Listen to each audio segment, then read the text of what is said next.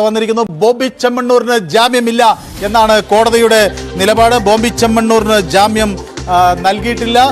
വളരെ സുദീർഘമായി വാദം കേട്ട് ഇരു വിഭാഗത്തിൻ്റെയും ജാമ്യം നൽകിയാൽ സമൂഹത്തിന് തെറ്റായ സന്ദേശം നൽകുമെന്ന പ്രതിഭാഗത്തിൻ്റെ വാദമാണ് കേട്ടിരിക്കുന്നത്. ഡാനി പോൾ എന്നോടൊപ്പം ചേരുന്നു. ഡാനി, പ്രതിഭാഗത്തിനെതിരെയുള്ളൊരു വാദം പ്രോസിക്യൂഷൻ ഉന്നയിച്ചത് ജാമ്യം നൽകിയാൽ സമൂഹത്തിന് തെറ്റായ സന്ദേശം നൽകും എന്നതായിരുന്നു. പ്രതി വിദേശത്തേക്ക് കടക്കാൻ സാധ്യതയുണ്ടെന്ന് അവർ ചൂണ്ടിക്കാണിച്ചിരുന്നു. എന്താണ് ഏറ്റവും പുതിയ വിവരം? എന്താണ് അതിൽ വ്യക്തമാക്കുന്നത് കോടതി? ബോബി ചെമ്മണ്ണൂരിന് ജാമ്യമില്ല എന്നത് തന്നെയാണ്. ജാമ്യാപേക്ഷ തള്ളിയിരിക്കുന്നു. ബോബി ചെമ്മണ്ണൂരിനെ റിമാൻഡ് ചെയ്തിരിക്കുന്നു എന്നതാണ്. അത് ബോബി ചെമ്മണ്ണൂർ ഇനി ഇവിടുത്തെ ജില്ലാ ജയിലിലേക്കോ സബ് ജയിലിലേക്കോ എന്നത് മാത്രമാണ് ഇനി അറിയേണ്ടത്. അതായത് കഴിഞ്ഞ 2 മണിക്കൂറിലധികമായിട്ട് വലിയ രീതിയിലുള്ളൊരു വാദമുഖങ്ങൾ ഉയർത്തിയിരുന്നു. അതിൽ കോടതി ബോബി ചെമ്മണ്ണൂർ ഉയർത്തിയ വാദമുഖങ്ങളെല്ലാം തന്നെ നിരാകരിച്ചിരിക്കുന്നു എന്നത് തന്നെയാണിത്. ഈ ഘട്ടത്തിൽ ഒരിക്കലും ജാമ്യം അനുവദിക്കാൻ പാടില്ല എന്ന് പ്രോസിക്യൂഷൻ ശക്തമായിട്ട് ആവശ്യപ്പെട്ടിരുന്നു. ഒരു കാരണവശാലും ജാമ്യം അനുവദിക്കരുത്, കാരണം അത് തെറ്റായ സന്ദേശം സമൂഹത്തിന് നൽകുന്നു. അതുമാത്രവുമല്ല, പുതിയ ആക്ടിന്റെ അതിൻ്റെ ഒരു ലംഘനമാകും. കൃത്യമായ രീതിയിൽ തന്നെ ഈ നടിക്കെതിരെ അവർ ഗുരുതരമായ രീതിയിലുള്ള തെറ്റാണ് ചെയ്തിരിക്കുന്നത്. വലിയ ആസൂത്രണത്തോടെയാണ് ഈ കാര്യങ്ങളെല്ലാം തന്നെ ചെയ്തിരിക്കുന്നത്. ഇതിനെല്ലാം പിറകിൽ തന്നെയും ബോബി ചെമ്മണ്ണൂർ തന്നെയാണ് എന്ന് ആവർത്തിച്ച കോടതിയിൽ പ്രോസിക്യൂഷൻ ആവശ്യപ്പെട്ടിരുന്നു. ആ വാദമുഖങ്ങൾ തന്നെയാണ് കോടതി മുഖവിലേക്ക് എടുത്തിരിക്കുന്നത് എന്ന് തന്നെയാണ് ഇപ്പോൾ വ്യക്തമാകുന്നത്. അതുകൊണ്ട് തന്നെയാണ് ഇപ്പോൾ ഡാനി ജില്ലാ ജയിലിലേക്ക് പോകുമെന്ന് ഡാനി റിപ്പോർട്ട് ചെയ്യുന്നു. ജാമ്യാപേക്ഷ തള്ളിയിരിക്കുന്നു. 14 ദിവസത്തേക്ക് റിമാൻഡ് എന്ന നടപടിയിലേക്ക് കാര്യങ്ങൾ കടക്കുന്നു. ഒരുപക്ഷെ ബോബി ചെമ്മണ്ണൂർ മേൽക്കോടതിയെ സമീപിച്ചേക്കാം. എന്നാലും പ്രോസിക്യൂഷൻ വാദിച്ചത് ജാമ്യം നൽകിയാൽ അത് സമൂഹത്തിന് തെറ്റായ സന്ദേശം നൽകും എന്നതായിരുന്നു. പ്രതി വിദേശത്തേക്ക് കടക്കാൻ സാധ്യതയുണ്ട് എന്ന് വ്യക്തമാക്കിയിരുന്നു. പ്രതി പരാമർശങ്ങൾ ആവർത്തിക്കും എന്ന് കോടതിയെ ധരിപ്പിച്ചിരുന്നു. ജാമ്യം നൽകിയാൽ ഇരയ്ക്ക് നീതി ലഭിക്കില്ല. സാക്ഷികളെ സ്വാധീനിക്കാനും തെളിവ് നശിപ്പിക്കാനും ജാമ്യം നൽകിയാൽ ബോബി ചെമ്മണ്ണൂർ ശ്രമിക്കുമെന്നും ഒളിവിൽ പോകുമെന്നും ആണ് കോടതിയിൽ പ്രോസിക്യൂഷൻ വാദിച്ചത്. ദുരുദ്ദേശത്തോടെ കയ്യിൽ പിടിച്ചു എന്നതും കുറ്റമാണ്. ദ്വയാർത്ഥ പ്രയോഗം വീഡിയോ കണ്ട എല്ലാവർക്കും മനസ്സിലാകുമെന്ന് പ്രോസിക്യൂഷൻ വാദിച്ചിരിക്കുന്നു.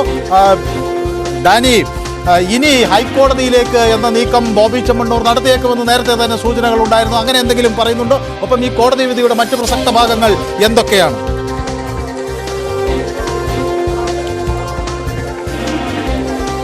കോടതി വിധിയുടെ പ്രസക്ത ഭാഗങ്ങളിലേക്ക് ഇപ്പോൾ എത്തിയിട്ടില്ല. അതിൻ്റെ ഒരു വിശദാംശങ്ങൾ ലഭ്യമായിട്ടില്ല. ഏറ്റവും പ്രധാനം ജാമ്യമില്ല എന്നത് തന്നെയാണ്. റിമാൻഡ് ചെയ്തിരിക്കുന്നത് തന്നെയാണ് ഏറ്റവും അടുത്ത നീക്കം. ഒരുപക്ഷെ ഹൈക്കോടതിയിലേക്ക് പോകാനുള്ള മുഴുവൻ സാധ്യതയുമുണ്ട്.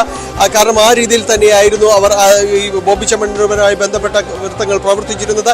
എന്തായാലും ഇനി ഇപ്പോൾ അത് ഉടൻ തന്നെ ഹൈക്കോടതിയുടെ പരിഗണനയിലേക്ക് ഉടൻ തന്നെ പോകുവാനുള്ള സാധ്യതയെല്ലാം തന്നെ സമർപ്പിച്ചാൽ പോലും അത് പരിഗണനയ്ക്ക് എടുക്കാനുള്ള ഒരു സമയം ഇപ്പോഴില്ല. അതുകൊണ്ട് തന്നെയും ജയിലിലേക്ക് പോകുക എന്നത് തന്നെയാണ് മുന്നിലുള്ള വഴി. ഇപ്പോൾ തൽക്കാലത്തേക്കെങ്കിലും ജയിലിലേക്ക് പോവുക എന്നത് തന്നെയാണ്. റിമാൻഡ് ചെയ്യപ്പെട്ടിരിക്കുന്നു എന്നത് തന്നെയാണ്. 13 ദിവസത്തേക്ക് റിമാൻഡ് ചെയ്തിരിക്കുന്നു. അത് എറണാകുളം ജില്ലാ ജയിലിലോ അല്ലെങ്കിൽ സബ് ജില്ലാ ജയിലിലോ ആണ്.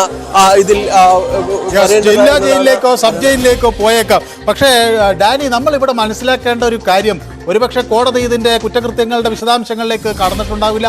പക്ഷേ ഒരു പ്രാഥമികമായ ഒരു വിലയിരുത്തൽ കോടതിക്ക് എടുക്കാൻ ഒരുപക്ഷെ ഈ ഘട്ടത്തിൽ കഴിഞ്ഞിട്ടുണ്ടാകാം.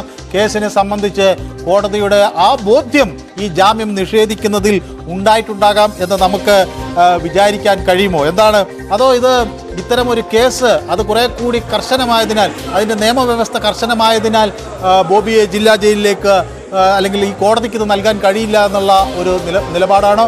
അതോ ഈ കേസിൻ്റെ എന്തെങ്കിലും തരത്തിലുള്ള മെറിറ്റുകളോ അല്ലെങ്കിൽ പ്രഥമ ദൃഷ്ടിയാൽ തന്നെ എന്തെങ്കിലും കുറ്റക്കാരനാണെന്ന് ബോധ്യപ്പെടുത്തുന്ന തരത്തിൽ എന്തെങ്കിലും തോന്നൽ കോടതിക്ക് ഉണ്ടായിട്ടുണ്ടോ?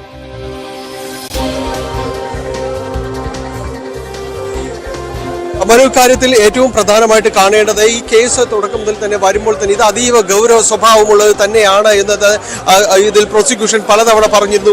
അതുമാത്രമല്ല മനു, നമ്മൾ മറന്നു പോകരുത്, ഇതിൽ പ്രധാനപ്പെട്ടത് രഹസ്യമൊഴി അടക്കം നൽകിയ ഒരു കോടതിയാണിത്. ഇതിൽ കോടതിയിൽ വളരെ വ്യക്തമായിട്ട് തന്നെ രഹസ്യമൊഴി അടക്കമുള്ള കാര്യങ്ങൾ രേഖപ്പെടുത്തിയിരുന്നു.